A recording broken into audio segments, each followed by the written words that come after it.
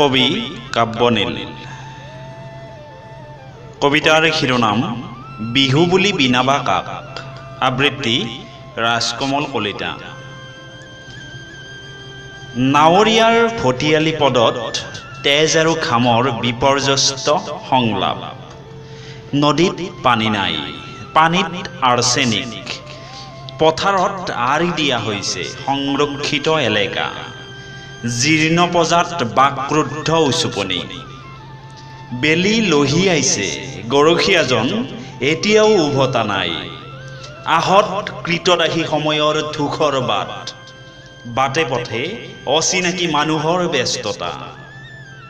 বাপতি সাহোন বুলি কোৱাৰ পিছতো দাবী ধমকিৰে সংস্কৃতি ৰক্ষাৰ যুঁজ। বানত পশুধন উটি যোৱা বছৰ পাৰ হ'ল।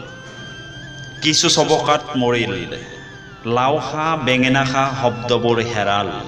বিহু বুলি বিনাবা কাক, শিপিনীৰ মাকোহৰি আঁত লগা জীৱন।